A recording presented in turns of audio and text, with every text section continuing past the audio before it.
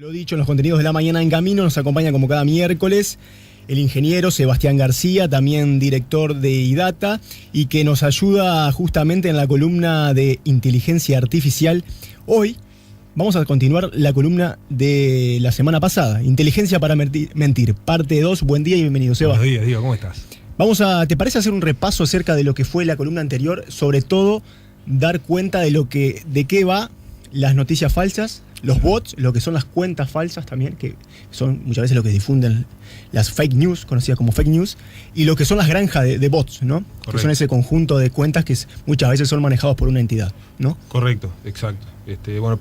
Primero creo que hay un aspecto fundamental, y es que es un fenómeno que está, y esto es para los especialistas en comunicación, pero que está movilizando buena parte de la opinión pública en todo el mundo, porque hay intelectuales que están afirmando que este fenómeno está atentando contra las democracias del mundo. O sea, estamos hablando de un fenómeno de esa envergadura. Justamente estábamos escuchando al politólogo Juan Pablo Luna, que se ha especializado en este tipo de temas, y cómo digamos, ha dañado ciertos sistemas democráticos, ¿no? O más que cómo ha dañado, cómo puede llegar a dañar, porque también es un fenómeno relativamente nuevo, ¿no? Es nuevo, a nivel electoral, ¿no? Correcto, y todavía no se ha logrado explicar fehacientemente si ha cambiado resultados electorales.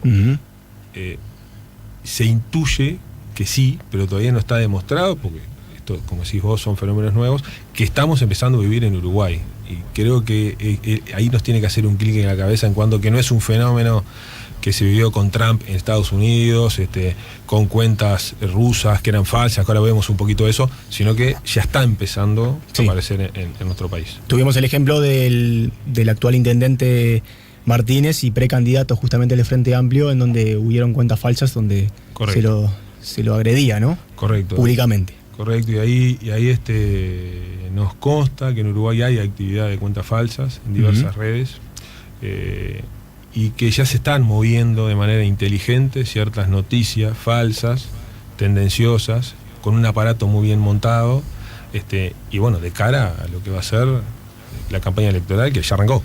Y el poder es tal que hasta se puede crear un conjunto de cuentas falsas, o sea, lo que se llama granja de bots. Correcto. ¿No? Y detrás de ello, ¿qué hay detrás de ello? ¿Hay un financiamiento? ¿Hay gente que está detrás? ¿Empresas, partidos? ¿Qué puede haber detrás de ello? Correcto, y vamos a las definiciones, ¿no? Pero primero tenemos que distinguir lo que es un bot, que es un programa informático que se hace pasar por un ser humano,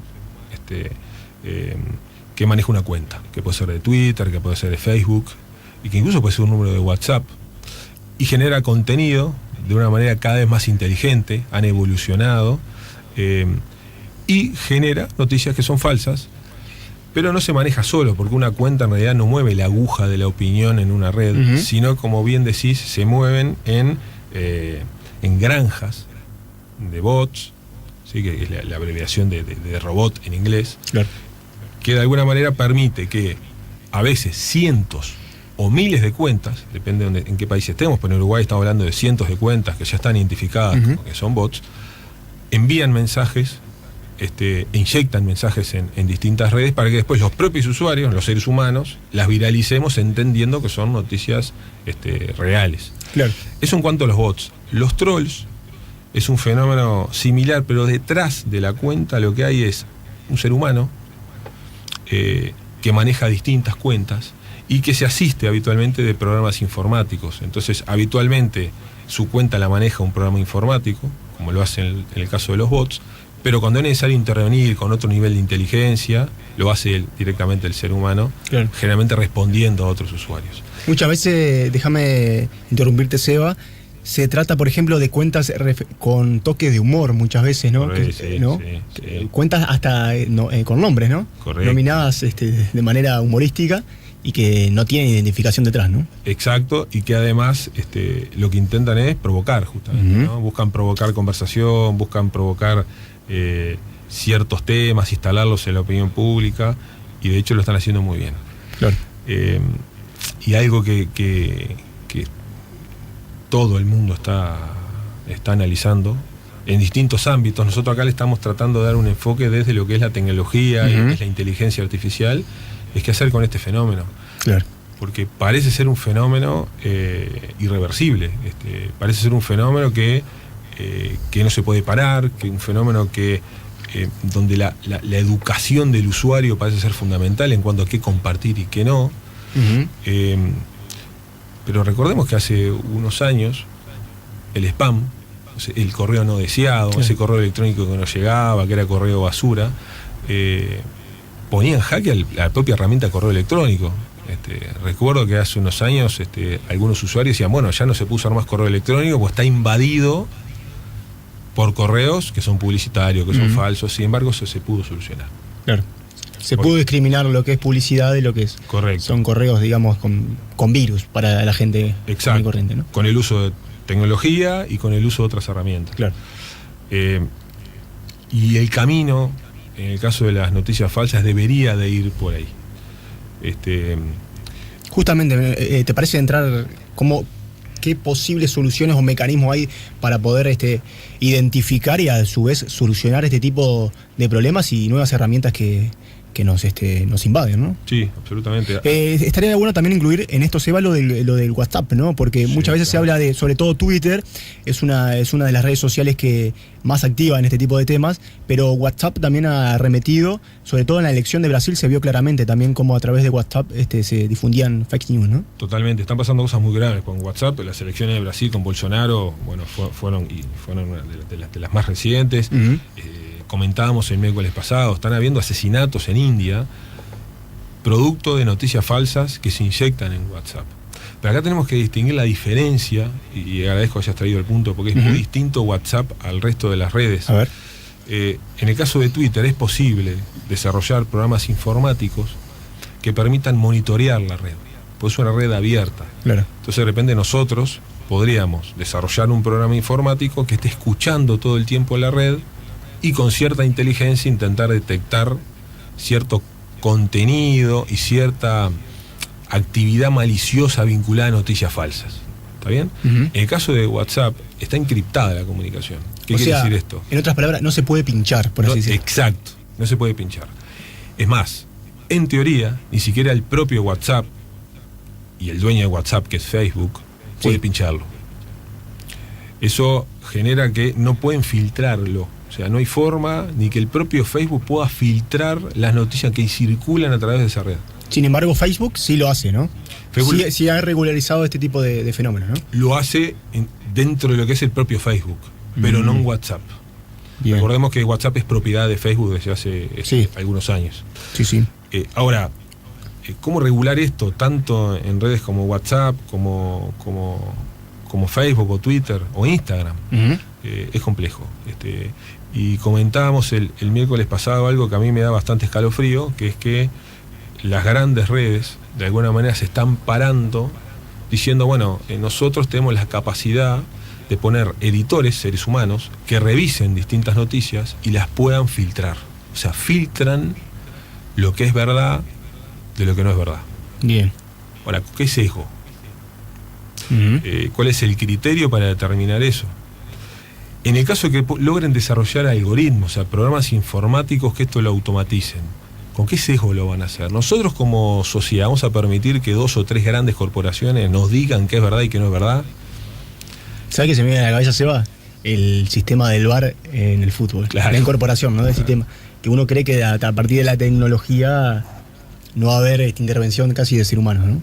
Correcto. Pero, sin embargo, a partir de controles que pueden utilizar, como vos decís, algoritmos, igualmente la intervención humana va a estar presente, ¿no? Y eso puede generar polémicas. Sigue estando presente. En el caso de Facebook, tiene a miles de editores que están revisando noticias, pero además implantó tecnología que en un principio falló y ahora está volviendo a implantar tecnología para intentar que esto lo hagan máquinas. De todas maneras, las máquinas son entrenadas por seres humanos y por lo tanto tienen sesgo, y eso es un problema. Lo que de alguna manera habría que comenzar a implantar, y esto se está empezando en el mundo académico a trabajar, es un concepto que es la inteligencia de las masas, o sea, la inteligencia de las comunidades. En lugar de que una empresa determine si algo es cierto o no, ¿por qué no lo liberamos a toda la comunidad?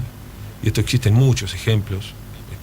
Hay un libro que es del año 2004 que explica el concepto, que es muy interesante, donde por ejemplo se pone a un buey una foto de un buey, y se le pide a 2 o 3 expertos que conocen del tema que digan cuánto pesa en función de la foto.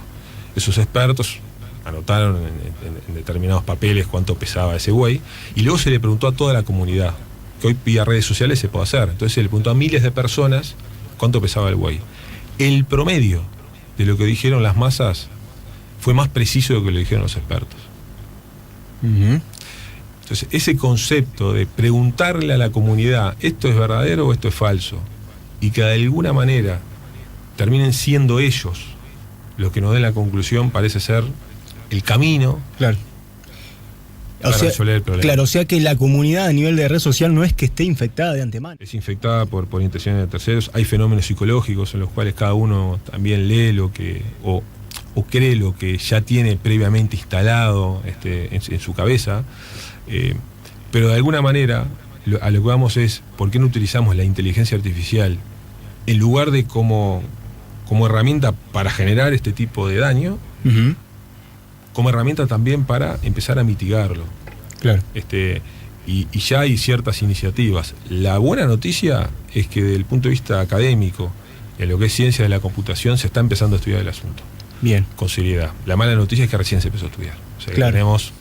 tenemos todavía bastante para adelante. ¿Qué consideración haces acerca de estos temas y sobre todo de las noticias falsas, las cuentas falsas, los bots, las granjas?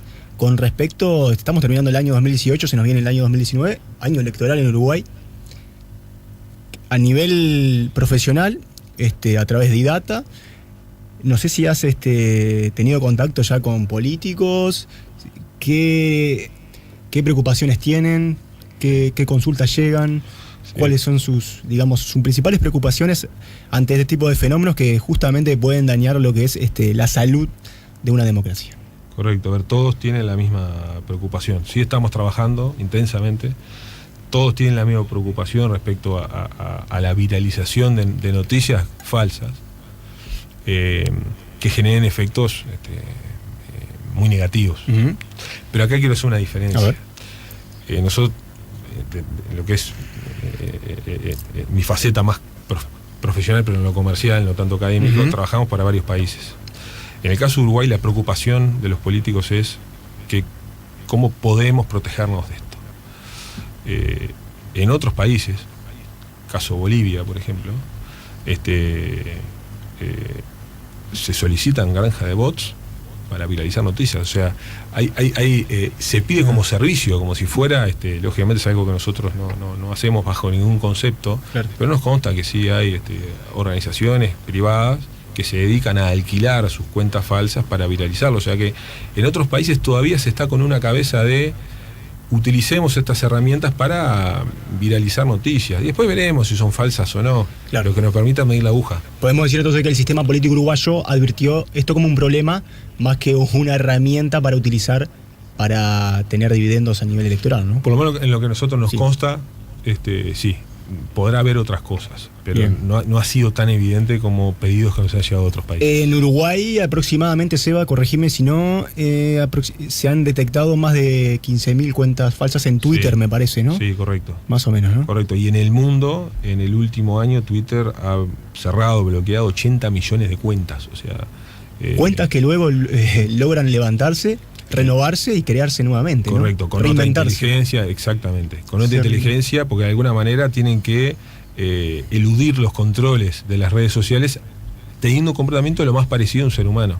Claro. Y bueno, de hecho, el caso, y con esto ya podemos cerrar, pero en el caso de Estados Unidos en el 2016 y los bots rusos, sí. Existió una persona que se llamaba Matt Skiver, que tenía mucho dinero, que generó movilizaciones a favor de Donald Trump, que era miembro líder de un movimiento que se llama Somos Patriotas. Bueno, el 13 de junio de 2017 la cuenta esa se cerró, era falsa. Claro. Bueno, Seba, gracias por acompañarnos en La Mañana en Camino. Estuvimos con el ingeniero Sebastián García hablando de inteligencia artificial, en este caso inteligencia para mentir. La seguimos la semana que viene ya con Ale en estudios. ¿Te parece, Seba? Claro que sí.